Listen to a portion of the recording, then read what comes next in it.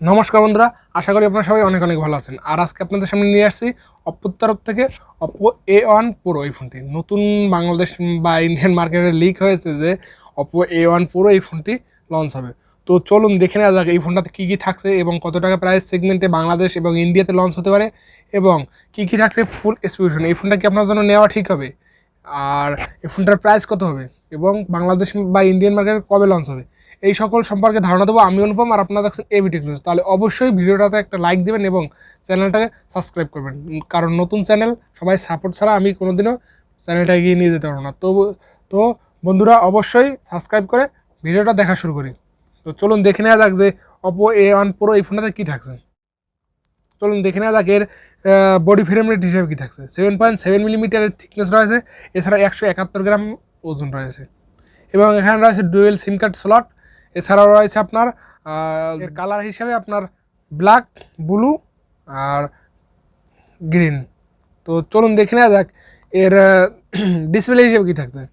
এর ডিসপ্লে হিসেবে থাকছে OLED কার্ভ টাচ স্ক্রিন, যেটা 16 কালার্সের এবং এর স্ক্রিন টু বডি রেশিও থাকছে আপনার 79.6% এবং এর সাইজ হচ্ছে 6.7 ইঞ্চির একটি ডিসপ্লে। তো এটি একটি কার্ভ ডিসপ্লে মূলত, আর কার্ভ ডিসপ্লে হওয়ার কারণেই মানে হালকা কার্ভ, বেশি একটা কার্ভ না। আপনারা দেখতে পাচ্ছেন এর ডিসপ্লেটা কত সুন্দর ডিসপ্লে। তো এর ডিসপ্লেটা অসাধারণ ডিসপ্লে, OLED প্যানেল এবং এটা কার্ভ ডিসপ্লে আপনার 89.6% স্ক্রিন টু বডি রেশিও।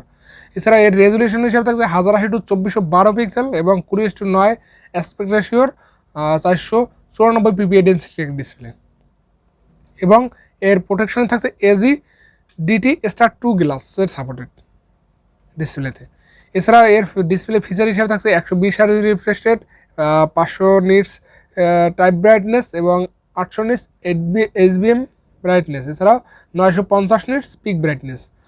তো ওভারঅল ডিসপ্লে তো আপনারা বুঝতে পারছেন যে কেমন হবে। এই বাজেটে একটি সেরা ডিসপ্লে ফোন আপনাদের সামনে প্রোভাইড করতেছে আপনার Oppo এই ফোনটির ডিসপ্লে কিন্তু অসাধারণ ডিসপ্লে। আর আপনারা যদি দেখেন এই ফোনটির ডিসপ্লে, তো আপনারা ডিসপ্লের প্রেমে পড়ে যাবেন।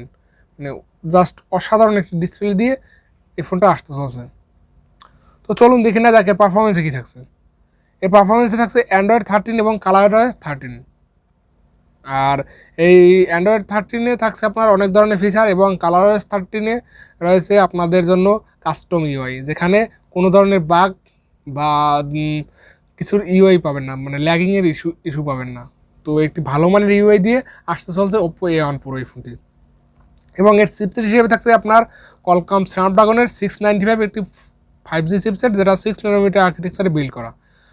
তো এই প্রসেসরটা দিয়ে এই ফোনটা যদি বাংলাদেশ বা ইন্ডিয়ান মার্কেটে লঞ্চ হয়, তো আপনার জন্য মানে একটি ভালো ফোন হতে চলেছে এবং যার বাজেটটা মানে মিড বাজেট সেগমেন্টে। তো চলুন দেখে নেওয়া যাক এর বাজেটটা কী থাকছে এবং কবে লঞ্চ হবে। তো এই সম্পর্কে যদি আপনার একটু জানতে আগ্রহ হয়, তাহলে অবশ্যই ভিডিওটা লাইক করে শেষ পর্যন্ত দেখতে থাকুন।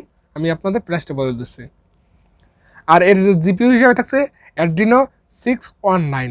তো একটি ভালো জিপিইউর সাথে এই ফোনটি আসতে চলছে। আর এই ফোনটির মানে এই প্রসেসরটা দিয়ে আপনার গেমিং এক্সপিরিয়েন্স কেমন পাবেন আপনারা অবশ্যই আপনাদের জানা আছে যে 695 প্রসেসরটা কেমন প্রসেসর। 7 সিরিজের 750 এর থেকেও কোথাও গিয়ে এগিয়ে থাকে এই প্রসেসরটা। 778G এই প্রসেসরটার মতন পারফরমেন্স করে প্রায়। তো একটি ভালো প্রসেসর দিয়ে এই ফোনটি আসতে চলছে। আর এই প্রসেসর দ্বারা আপনারা PUBG, free fire, asphalt 9, COD, VGMI যত ধরনের গেমগুলো আছে তো অনায়াসে মিডিয়াম ফ্রেম রেটে হাইপার সেটিংসে খেলতে পারবেন, মোটামুটি মিড গ্রাফিক্সের সাথে। তো একটি ভালো ফোন এবং ফ্রি ফায়ার গেমটা আপনারা অনায়াসে মানে ফুল গ্রাফিক্সের সাথে খেলতে পারবেন। এছাড়াও পাবজি গেমটা আপনাদের যদি ফুল গ্রাফিক্সের সাথে খেলতে হয়, তো একটু বেশি সময় খেলে ল্যাগিংয়ে দেখা পাবেন, এই আর কি।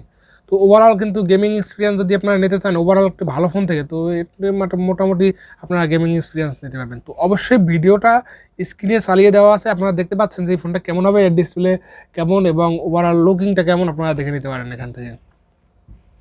এবং এর র্যাম হিসাবে থাকছে 8GB এবং 12GB দুইটা র্যাম ভেরিয়েন্টের সাপোর্টেড। এছাড়াও থাকছে ইন্টারনাল রোম হিসাবে 128GB এবং 256GB দুইটা র্যাম ভেরিয়েন্ট রোম ভেরিয়েন্ট।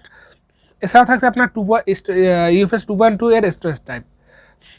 আর এখানে থাকছে মাইক্রো SD কার্ডের স্লট। মানে Oppo একটা ভালো কাজ করে যে মাইক্রো SD কার্ডের স্লটটা আদার্স ব্র্যান্ড যদি এরকমের 128GB এবং 256GB ইন্টারনাল রোম থাকতো তাহলে এখানে মাইক্রো এসডি কার্ডের স্লটটা দিত না। তো এই দিকটা আসলে ভালো দিক। চলুন দেখে না যাক এর ক্যামেরা হিসেবে কী থাকছে। এর ক্যামেরা হিসেবে থাকছে 108 মেগাপিক্সেলের মেন সেন্সার এবং 2 মেগাপিক্সেলের ডেপথ সেন্সার। এছাড়াও থাকছে সেকেন্ডারি সেন্সার, যেটা সেলফি ক্যামেরা 16 মেগাপিক্সেল সেন্সার। তো ওভারঅল 108 মেগাপিক্সেল এবং 16 মেগাপিক্সেলের সেন্সার দিয়ে এই ফোনটি আসতে চলছে। তো এই ফোনটির 108 মেগাপিক্সেলের সেন্সারটা ভালো সেন্সার। এই বাজেটে মানে আর 5টা ফোনকে বিট করার মতন মানে একটি 108 মেগাপিক্সেলের সেন্সার। তো কিন্তু একটাই দুঃখ যে এখানে 8 মেগাপিক্সেল আলট্রা সেন্সারও নেই, আর আপনার এখানে ম্যাক্রো সেন্সারও নেই।